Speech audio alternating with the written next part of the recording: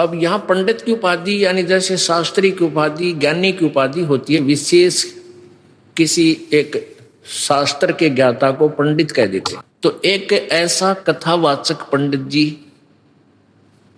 यानी गुरु जी एक दिन एक उसके साथ उसका साथी शहर जा रहे थे। वो पंडित जी प्रतिदिन एक कथा करया करता, नित्य पाठ करता था रामायण का। उस दिन उसने सोचा कि आज यदि रामायण का पाठ करूंगा तो लेट हो जाऊंगा, 4-5 किलोमीटर पैदल चल के ट्रेन पकड़नी है स्टेशन से। तो वो उसका साथी और वो दोनों ही चल पड़े। उसने सोचा ट्रेन में बैठ के 1 घंटे 1.5 का रास्ता है, ट्रेन में बैठ के वहां अपनी नित्य नियम कर लूंगा।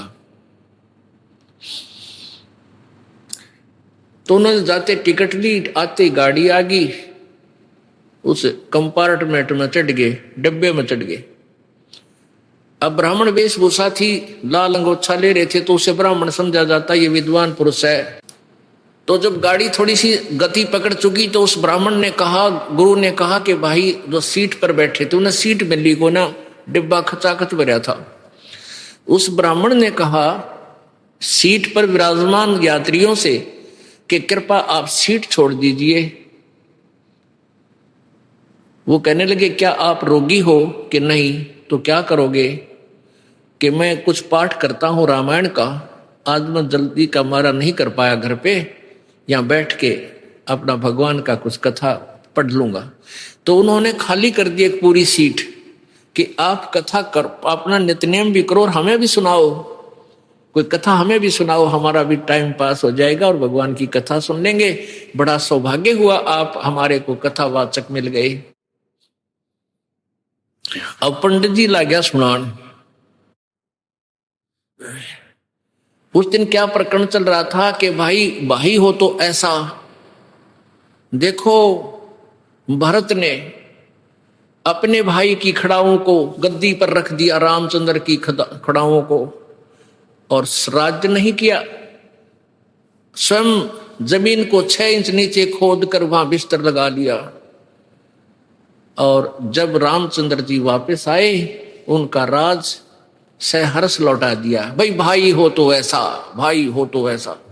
अब जो सुने थे कथा उन्होंने ताड़ी पीटी कि वाह ब्राह्मण, वाह पंडित जी, तोड़ पाड़ दिया, वाह बड़ी बढ़िया कथा सुनाई। वहां एक व्यक्ति बैठा था उसी ट्रेन में एक यात्री था, उसको खोज थी एक कथावाचक की। और अगले दिन ही उसने कथा निर्धारित का समय रखा हुआ था और आसपास सभी को आमंत्रित किया हुआ था। और जिससे उसने कथा करानी थी वो कितना दूर चला गया लालची। अब वो किसी और की तलाश में था। उस व्यक्ति ने उस ब्राह्मण से कहा कि पंडित जी आप हमारे गांव चलो, हमने ऐसे ऐसे एक पाठ का दिन निश्चित कर रखा है और आप हमारे यहाँ कथा कर दो, कल से शुरू करनी पड़ेगी। तो कहने लगा नहीं कल नहीं चल सकता, मैं कल नहीं चल सकता, मुझे समय नहीं। और भी कहने लगे यात्री के महाराज जी आपका तो रोज का काम यही है, इनका आंट लाग रही है और आप कर दो। सब कहने लगा नहीं मैं नहीं करूं। तो वो कहने लगे जी साहब कोई खास काम हो तो हम कर देंगे आपके काम को, आप इनका कथा कराओ। नहीं ये काम तुम्हारे से नहीं होगा, मेरे से होगा। अब उन यात्रियों ने काफी जब कहा, उसने तो ना बताई कि बीमारी है। उसका जो साथी था वो बोला भाई मैं बताऊं, यो कल तय किसी कीमत पर नहीं कर सकता। क्यों नहीं कर सकता? कि इसने अपने छोटे भाई पर मुकदमा कर रखा है एक कुर्डी के खड्डे के ऊपर, इनका बंटवारे का रोला है और मैं इसका गवाह हूं भाई। और कल कोर्ट में तारीख से रे थारा नाश जाइयो। हाँ वो कथा तो सुना रहा है, भाई हो तो ऐसा, राज भी त्याग दिया। और आप भाई ने कहा कुर्डी का खड़ा, एक रूढ़ी का खड़ा होता है मेरे ख्याल में 20 बाई 20 फुट का, और उस पर मुकदमा कर रहा, यो मेरा उन्हों का मेरा है। और कथा सुनावे भरत और राम की। इसके लिए बताते हैं कबीर परमेश्वर जी कहते हैं, भाई करनी तज कथनी कथ है, ये अज्ञानी दिन रात, और कुकर जो भौकत फिर ये सुनी सुनाई बात।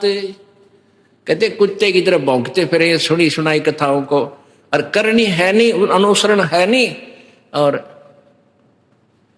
कथते फिरते हैं ज्ञान ज्ञान सुनावा दुनिया ने आप असर को ना। कहते पंडित और मसालची दोनों सूझे ना, औरों को करे चांद ना रहे आप अंधेरे में। बोलो सतगुरुदेव। मर्द गर्द में मिल गए वो रावण से रणधीर, कंस के सी चाणूर से वो हिरण्यक से पो बलबीर।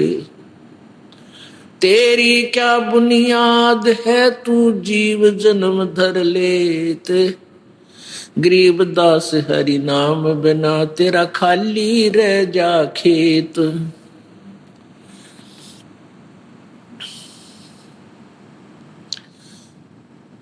सर्व सोने की लंका होती रावण से रणधीरम, एक पलक में राज बिराजियो यम के पड़े जंजीरम। मन तू सुख के सागर बसरे भाई और न ऐसा यसरे, मन तू सुख के सागर बसरे भाई और न ऐसा यसरे।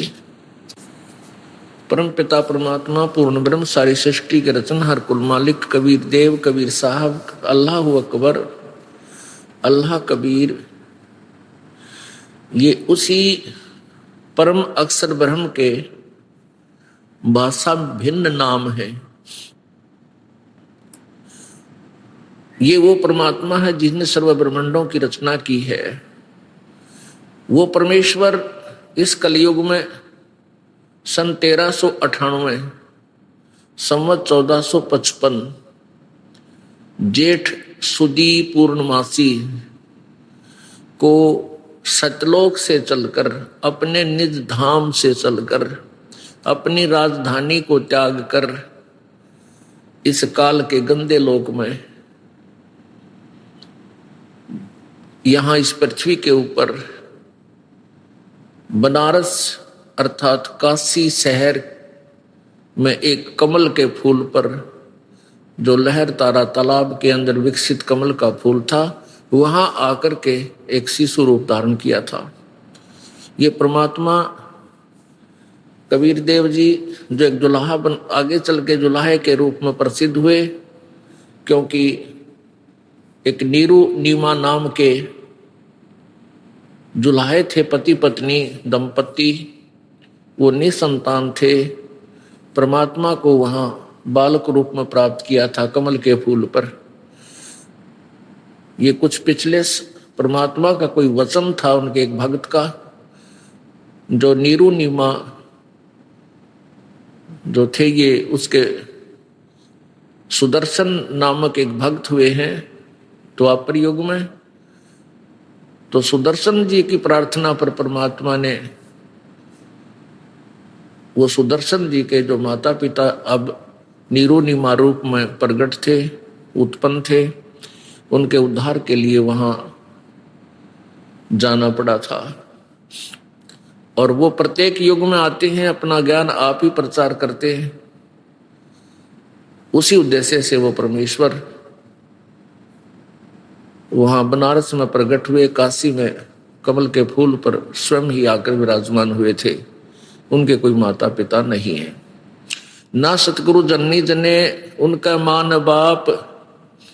वो पिंड ब्रह्मांड से बाहर है,